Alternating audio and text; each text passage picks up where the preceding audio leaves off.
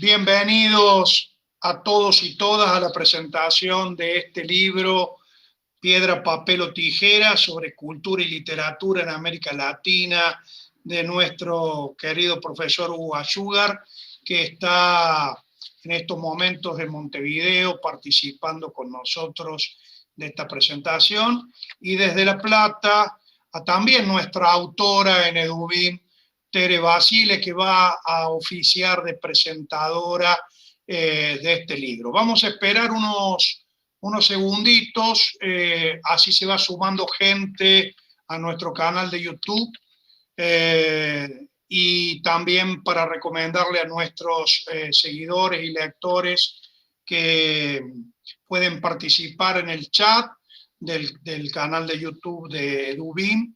Y bueno, y también comentarles que este libro, Piedra, Papel o Tijera, integra la serie Zona de la Crítica, que dirige Roxana Patiño. Bueno, si les parece, vamos a comenzar la presentación. Buenas tardes, buenas noches, buenas tardes, buenas noches, según cómo sea el horario en el que nos estamos comunicando. 20 horas ya es casi buenas noches, ¿no? O casi buenas tardes, no sé. Bueno, Tere Basile, te doy la palabra. Antes te voy a presentar. Tere Basile es doctora en letras y directora del Centro de Teoría Crítica Literaria del IDIX, CONICET, profesora titular de Problemas de la Literatura Latinoamericana y profesora adjunta de Literatura Latinoamericana 2 de la Universidad Nacional de La Plata, aquí en Argentina, y ha publicado, entre otros libros, Infancias, narrativa argentina de hijos, en el año 2019 con Edubim. Y tiene, por supuesto, otros volúmenes en donde ha sido autora y participante de volúmenes colectivos, una larguísima trayectoria de sus investigaciones sobre memoria y literatura latinoamericana. Tere, buenas tardes, buenas noches, y gracias por acompañarnos en esta presentación. Bueno, yo estoy encantadísima de estar en esta mesa con colegas realmente entrañables, con quienes hemos compartido muchas cosas, ¿no? Proyectos, discusiones, encuentros, así que, bueno, estoy feliz. No sé, Carlos, si querés que yo ya empiece. Por supuesto, Tere, por supuesto. Bueno, entonces, yo tengo que presentar este libro.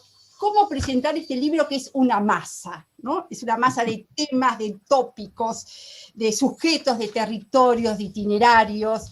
Entonces, no, bueno, a ver, he preferido mirar algunos enclaves desde los cuales Hugo Ayugar traza perspectivas. ¿Cuáles serían los debates que atraviesan sus escritos? ¿Cuáles son los desafíos que enfrenta?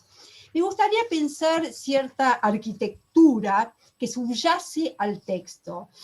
¿Cuáles serían las vigas maestras, ¿no?, que sostienen este edificio de varios pisos? Entonces, en primer lugar, lo que quiero es considerar a este texto como un libro de ensayos, ¿no? A lo largo de la presentación, que tampoco va a ser demasiado larga, voy a ir desarrollando el porqué de verlo como un libro de ensayo que desborda la crítica literaria, que desborda el discurso académico, se corre de la pretensión de exhaustividad, de objetividad, de cierto rigor, de cierta rigidez también, ¿no?, de la factura académica. Y esta factura académica él la interfiere, la va a desarmar, la va a corroer en algún punto a partir de, en principio, el juego, ¿no? El juego que ya encontramos en el título Piedra, Papel o Tijera. Luego también de una subjetividad que se coloca en un primer lugar, es la subjetividad del ensayista. Va a ser una subjetividad fuerte que tiene que ver con lo biográfico y también con una postura política, ¿no? Hugo Achúgar tiene una prosa, uno diría, caliente, donde pone su cuerpo, donde exhibe su opinión, su lugar donde le pelea, continuamente está en una suerte de polémica. Y también va a interferir esa rigidez desde la incertidumbre, desde la cual va a acechar la verdad, sobre todo toda verdad que se proponga como asertiva y totalizante. De allí que su ensayo, él mismo lo va a ir calificando, lo fue calificando a través de sus, digamos, sus varios libros de ensayos, como lo efímero, como el espacio de lo efímero, como el palimpsesto, como un texto armado a partir de fragmentos. Entonces, en principio habíamos hablado del juego. ¿Por qué elige este título? Él mismo nos dice, vamos a creerle, que piedra, papel o tijera se trata de un juego chino que se traslada a Japón y que se fusiona con las artes marciales. Eso me gustó. Me gustó la presencia de las artes marciales, ¿no? De allí que va a ser un juego en el espacio cultural sacudido por las luchas interpretativas, por las políticas de la letra, por los debates teóricos, por los enfrentamientos culturales en la geopolítica, donde los conocimientos de y sobre América Latina circulan de un modo desigual, ya lo sabemos, ¿no? Acá estamos frente al Pólemos, es el Achúgar ensayista, ¿no?, en el escenario polémico. Se trata de un juego que involucra fundamentalmente al otro al que podemos incluir, con el que podemos jugar, o al otro al que podemos arrasar. Pero volvamos al título, porque también el título despliega una serie de significados. Además de la lucha simbólica que acabamos de mencionar, también alude, por supuesto, al soporte de la escritura, ¿no? La piedra, el papel y la tijera digital en el presente. Entonces, la pregunta acá es, ¿qué juegos han armado? ¿Qué juegos arman estos soportes de la escritura? ¿Qué bibliotecas construyen? ¿No? La biblioteca es un espacio muy de Hugo Achúgar, es un espacio predilecto de sus exploraciones territoriales, digamos. Luego también a ello va a sumar la nube, pero me gusta la biblioteca. Entonces allí va a explorar en su interior quiénes son los que ingresan a las bibliotecas, quiénes son los excluidos, cuáles son estas luchas, estas artes marciales desplegadas en sus armados, ¿no? De hecho, su primer ensayo es La biblioteca en ruinas. Y allí, en La biblioteca en ruinas, él coloca un epígrafe de, ¿quién va a ser? De Borges, sobre la biblioteca de Babel. Pero la biblioteca de Hugo Achúgar no es definitivamente para mí la biblioteca de Borges. Borges decía que su biblioteca era ilimitada, periódica, es una biblioteca la borgiana metafísica. En cambio, para Achúgar la biblioteca es una institución, ¿no? Está anclada en su materialidad, dijimos, piedra, papel o tijera. Está convulsionada por las políticas, las luchas, también ya lo dijimos, ¿no? Achúgar, podemos decir, politiza, sitúa, materializa y también latinoamericaniza esa biblioteca borgiana. No es ilimitada, tiene fronteras, borderlands, muros, aduanas. La biblioteca elige, olvida, clasifica, celebra, expulsa. Allí están los excluidos de la ciudad letrada, para recordar a otro uruguayo, Ángel Rama. Entonces, a partir de esto, él va a trazar un itinerario, ¿no? Un itinerario que recorre el volumen y sobre todo el primer apartado. Hay hilos secretos que van enhebrando los ensayos. Los ensayos no están sueltos, ¿no? Dialogan desde múltiples lugares entre sí. Entonces, este itinerario va desde el texto fundacional del Estado Nacional Uruguayo, que es el Parnaso Oriental, donde Achúcar lee el primer ejercicio de la violencia letrada, que excluye de la palabra a los negros, indígenas, gauchos y mujeres. Desde ese principio, desde ese inicio, desde ese origen, ¿no? Sabemos, ya lo dijo Foucault, todo origen en realidad es un inicio bajo, ¿no? Entonces, desde ese ejercicio de la violencia letrada hasta la utopía de una narración democrática de la nación, hasta lo que él llama la refundación rizomática de la nación. Ya que, bueno, la biblioteca está en ruinas, la biblioteca que estaba organizada por la voz del domine, del amo, esa biblioteca sagrada, de la alta cultura de los grandes autores, se encuentra en ruinas. De allí la necesidad de refundarla para incluir a estos otros excluidos. Creo que en algún punto yo podría denominar como este desafío como la paradoja de Funes. Este desafío va a atravesar también todo el libro del ensayo de Hugo Achúcar. Hugo, vos hablás en un momento de Funes, pero yo estoy pensando en esa paradoja, en esa voluntad por recordar a todas las, dentro de la explosión de las últimas décadas, sobre todo de la última década, de las diversidades, ¿no? Recordar todo de Funes, cómo Funes tiene que recordar todas estas nuevas subjetividades y viejas subjetividades, y armar con esto un relato medianamente coherente, ¿no? Bueno, este va a ser el desafío que ya les dije atraviesa un poco la construcción de un nosotros, ¿no? Y para esta construcción de un nosotros que no atente, que permita la voz de la diversidad, va a aparecer también otro juego, que es el juego de la democracia, el juego de la conversación, de la negociación, del diálogo entre los diferentes sujetos, entre los diferentes relatos, lo que uno podría llamar la razón comunicativa habermasiana.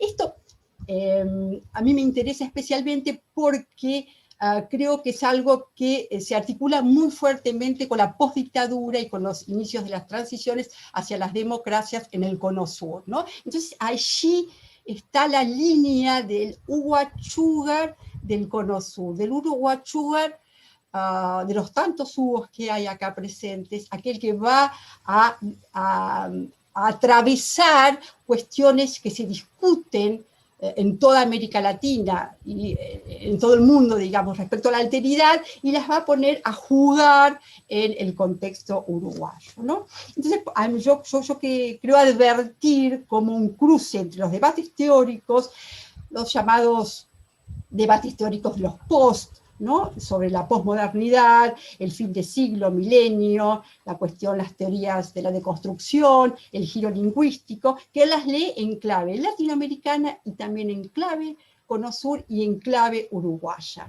Y también están entonces las perspectivas que surgen ya más desde el Cono Sur. La cuestión de la conversación, uno lo puede ir rastreando en varios debates que se han dado en la postdictadura. Y que acá, por ejemplo, él en un momento comenta otra biblioteca en ruinas al referirse a la crítica que desde lo que fue el cimbronazo, digamos, de la dictadura en los imaginarios uruguayos, ¿no? Golpeó, fracturó el imaginario en torno a la excepcionalidad oriental, a la excepcionalidad, al civilismo, al respeto a la democracia, ¿no? Entonces la dictadura vino a decir, bueno, no era tal, parece que ahora Uruguay se abre a las dictaduras latinoamericanas, ¿no? Pero bueno, creo que resulta interesante pensar estos itinerarios de Hugo Achúcar, pensar los mapas con los que trabaja, pensar sus recorridos. Yo creo que él es un traficante de debates, de teorías, las acarrea, las lleva de un lugar del norte de la Academia Norteamericana hacia América Latina, hacia el Cono Sur, hacia Uruguay, ¿no? Creo que va desparramando, digamos, y acarreando estas perspectivas y las va complejizando. O sea, hay algo que los textos de Hugo Achúgar ponen sobre la mesa, es la complejidad.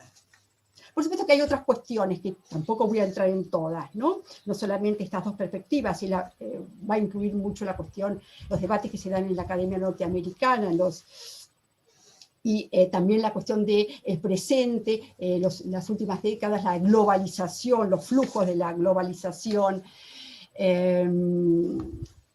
que también vienen a armar, digamos, tensiones en esta posibilidad de crear un relato nacional que se ve también, digamos, ante el desafío de estos flujos y de estas migraciones, diásporas, estos nuevos modos de territorialización. Bueno, entonces dijimos un poco que el otro es una clave dentro de sus textos. Acá voy a hacer una pequeña ventana de algo que estuve pensando muy recientemente, casi no me animaría a decirlo, pero está bueno, no importa si no es así. Yo siempre creí que la crítica literaria y la búsqueda de las exploraciones de los intelectuales elegían como dos caminos, dos alternativas. Una era explorar la propia historia, ¿no? Es esto que Mignolo llama la historia encarnada de cada uno, es decir, volver a la mismidad, volver a ver qué había pasado allí, para descubrir nuevas aristas. Sabemos que volver hacia lo mismo, la mismidad no existe, siempre es otra, ¿no? Y también muchas veces pensé, bueno, hay muchos intelectuales que esta búsqueda la hacen a través de la alteridad, del otro, como una suerte de espejo invertido en el cual yo me pregunto por mí mismo, ¿no? Y me puedo ver, pero a través del otro, a través de aquello que no está, a través de procesos de inversión. Yo creo que en Hugo Achúgar están las dos. Están los dos caminos, ¿no? El Hugo uruguayo, el Hugo de la dictadura, de la democracia, del exilio, y está también este otro Hugo Achúgar del deseo del otro, de los heterónimos, de estas máscaras que él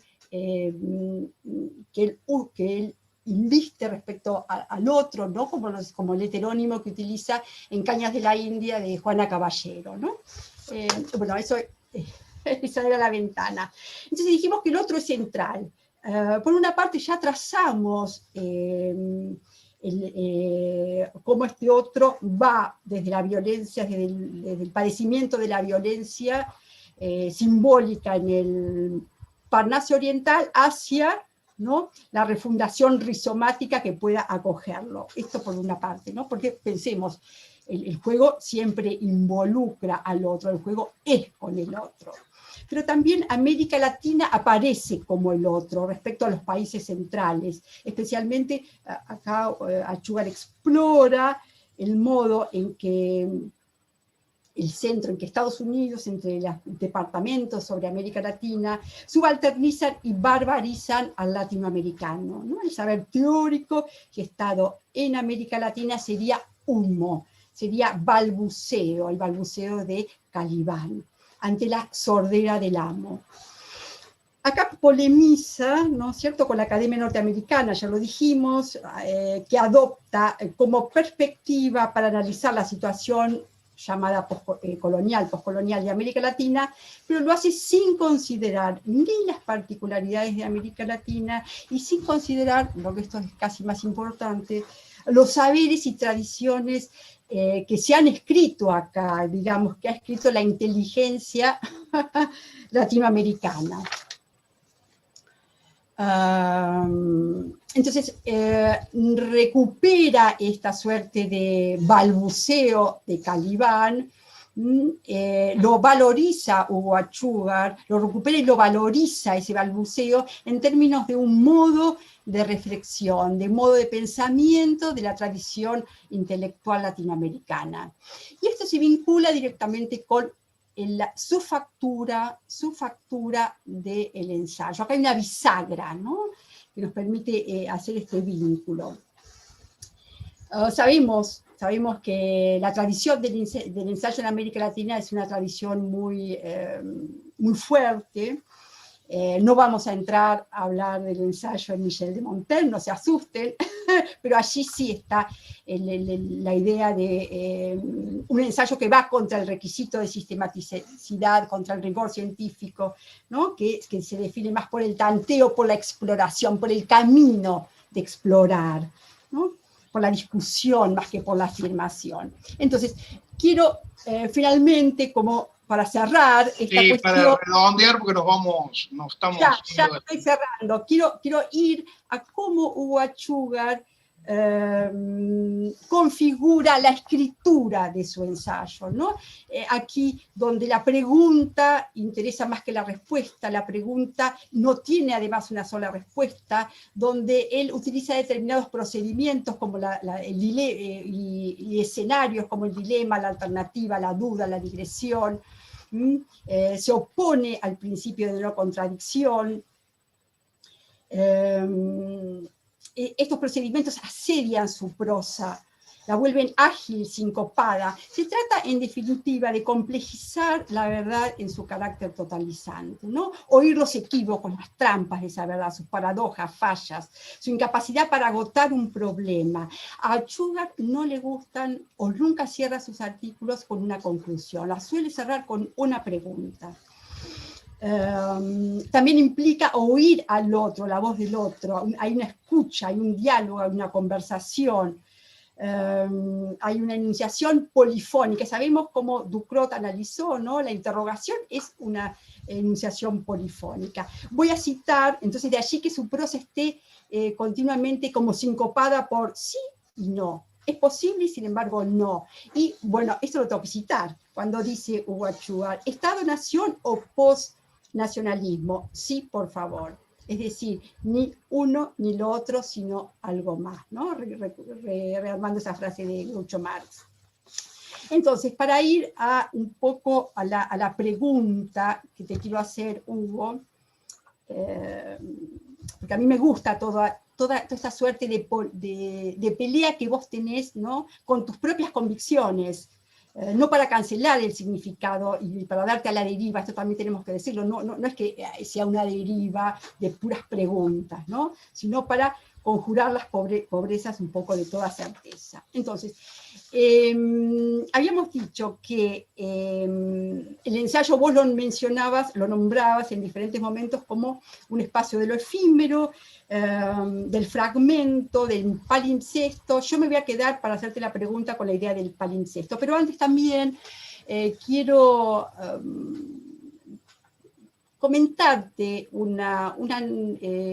algo con lo cual no coincido con lo que vos decís, porque ya que te gusta la polémica, vos decís, yo creo que es una obra abierta la tuya, que tiene la factura de una obra abierta. Vos decís que el último capítulo, el capítulo sobre Rodó, cierra con la muerte del intelectual. Bueno, yo discrepo, aunque sé por dónde apuntás, pero quiero discrepar ahora. ¿Por qué? Porque el último apartado habla del futuro, de cuál es el futuro por una parte, cuál es el futuro del intelectual, cómo debe enfrentar las nuevas contextos, en especial la inteligencia artificial, y sobre todo en América Latina, y luego aparece ese ensayo sobre Rodó que me pareció magnífico. Rodó a punto de morir en Palermo. ¿Qué es lo que Rodó ve? ¿Qué es lo que ve y qué es lo que no ve? ¿Cuáles son sus cegueras? Entonces, allí está lo que Rodó no ve. No ve que está emergiendo la vanguardia, no ve que está comenzando la revolución rusa. Entonces, me parece que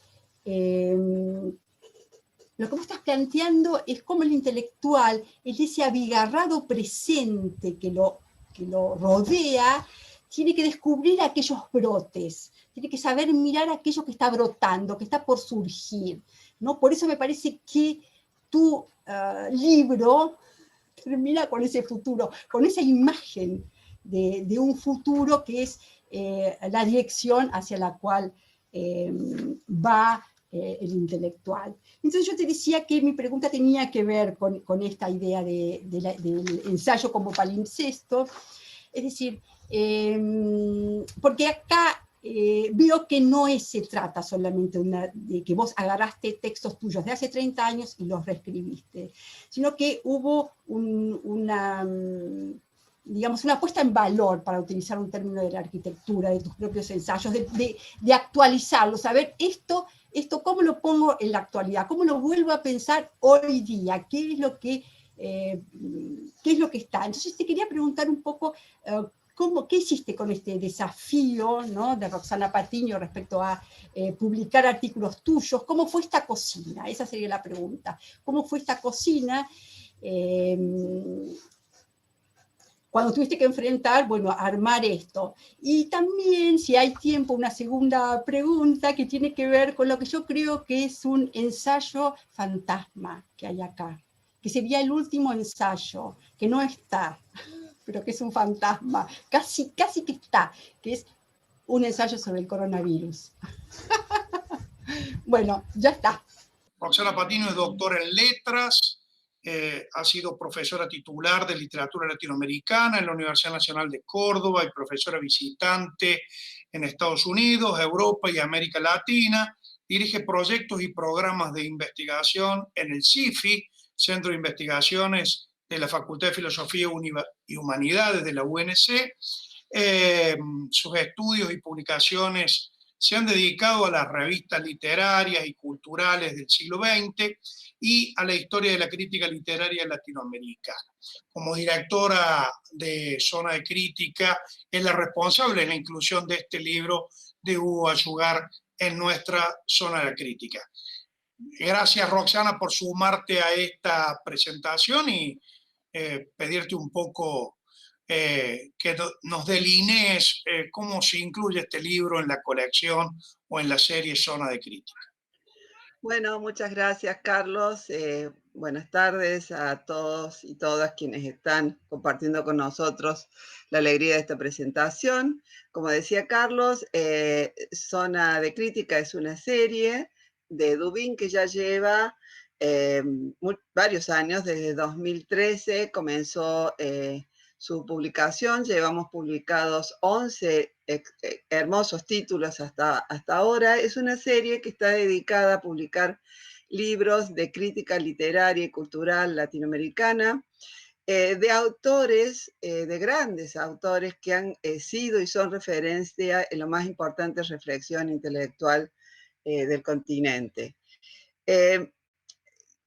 Todos los que estamos relacionados de alguna u otra manera con los estudios latinoamericanos, hemos alguna vez o muchas veces, en el caso de los que estudiamos y enseñamos literatura latinoamericana, transitados varios de estos textos, porque lo que tienen esta serie es precisamente la intención de recuperar, de reponer en nuestro archivo contemporáneo textos que fueron hitos en el pensamiento crítico de las últimas décadas y que en muchos casos no es tan fácil conseguir, y por lo tanto hemos decidido plantearle a los autores que realicen de alguna manera un trayecto textual en donde todos esos textos que fueron tan importantes y que lo son actualmente porque son también contemporáneos, se puedan unir en un libro.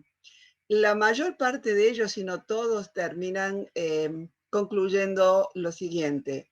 Concluyen en que ese momento de armado del libro les dio la posibilidad de pensar en una reflexión continuada, persistente, provocadora, innovadora a lo largo de todas sus trayectorias. Allí entonces encontramos autores como Raúl Antelo, como Leonora Arfuch, Rosalba Campra, el gran Roberto Fernández Retamar, ya desaparecido no hace mucho, Andrea Ostroff, a Nelly Richard, a Luz Rodríguez Carranza, a Adriana Rodríguez Pérsico, a Saúl Sosnowski y próximamente a un nuevo libro de la serie con la autoría de Daniel Balderston. Es decir, que el libro de Hugo se inserta en un diálogo americano, diría yo, porque así como cada uno de los autores dialoga con su obra a lo largo del tiempo en estos textos, también cada uno de estos libros está dialogando con los otros que acompañan la serie. Yo pienso que es un fecundo diálogo americano que hemos iniciado con Edu Bin y que creo es una de sus mayores contribuciones desde el mundo universitario. Así que yo me encuentro orgullosa de que Hugo Achúcar se incorpore a este conjunto, porque sin duda lo va a prestigiar con su pensamiento, con su lúcida reflexión, con su provocadora prosa, y para todos nosotros es un placer tenerlo con nosotros. Por supuesto, Roxana, y un placer también tenerte a vos dirigiendo esta colección que crece todos los años y que nos da este debate tan necesario de las Américas, como vos planteás, y que de algún modo estamos cumpliendo con estos 10 títulos publicados y con el que vamos a sumar de Daniel Balderston próximamente, y los otros que seguirán contribuyendo a este debate. Gracias, Roxana, por sumar esta presentación. Gracias. Voy a presentar entonces a Hugo Achúcar. Hugo Achúcar, además de poeta, novelista, ensayista, pensador, crítico literario, es una de las figuras fundamentales de la crítica latinoamericana. Ejerció la docencia en la enseñanza secundaria hasta ser destituido por la dictadura uruguaya, viajó a Venezuela y trabajó como investigador en el Centro de Estudios Latinoamericanos Rómulo Gallego en Caracas. De allí empezó una trayectoria que lo llevó como profesor universitario, no solo en Venezuela, sino en Estados Unidos y también en Uruguay. Entre 1988 y 2010 fue profesor de literatura latinoamericana en la Facultad de Humanidades y Ciencias de la Educación de la Universidad de la República en Uruguay. Entre 2008 y 2015 se desempeñó como director nacional de Cultura del Ministerio de Educación y Cultura de Uruguay. Además de numerosos obras de poesía, ensayos, sobre la dimensión social, sobre el fenómeno artístico y en general sobre los fenómenos culturales, también publicó 2 novelas, una de ellas bajo el heterónimo de Juana Caballero.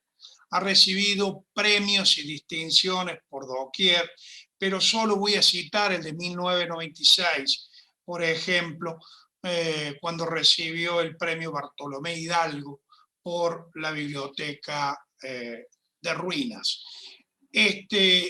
Y nada más que esto, para decirlo rápidamente, es lo que hemos seleccionado del extensísimo currículum de Hugo Achúcar, a quien quiero cederle la palabra para que le responda a nuestra querida Tere Basile.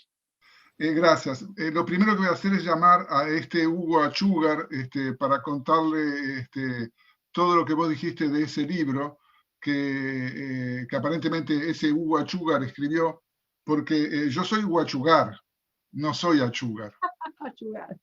Entonces, quizás vos leíste en este libro de Achúcar cosas de un Achúcar que no son de Achúcar, ¿no? Es un poco lo borgiano, ¿no? No sé quién escribe este libro, si Borges o el otro, ¿no? Yo o el otro. Mira, sí, rápidamente, sí, el coronavirus está presente, pero hay un ensayo sobre la nación y la enfermedad, ¿no? En el libro, que a mí me impactó mucho. Yo ya había escrito un ensayo y cuando lo estaba escribiendo a pedido de Rosana y que armara un poco mi discurso a lo largo de muchos años y le diera una cierta unidad, ese artículo reapareció y cuando apareció la epidemia se me volvió muy central. ¿no? Porque ahí está el tema de la nación, está el tema de cómo el virus, cómo los estados se refuerzan y a la vez caducan, todo lo que estamos viendo en estos tiempos. Entonces, me parece que sí es un ensayo montano, pero en todo caso es un ensayo embrional en el libro que contamina la totalidad. ¿tá? Eso por un lado. Y por otro, sí, el ensayo como palimpsesto, la pregunta, el no contestar, el otro, eso, todo eso, sí, eso soy yo, Hugo Achugar. Y te voy a agregar una cosa más. Mira, publiqué después de un libro que venía escribiendo hacía 5 años. En el 2019 publiqué acá en Montevideo, Habla el huérfano, que Enrique Fofani va a hablar junto con Piedra, Papel o Tijera en Radar, en página 12. Y él se refirió al mismo artículo que vos, al de Rodó. Y él quiere que yo escriba una novela sobre Rodó. Dice, vos decís que no vas a escribir la novela, escribí esa novela sobre Rodó, está todo allí. Yo creo que somos obsoletos.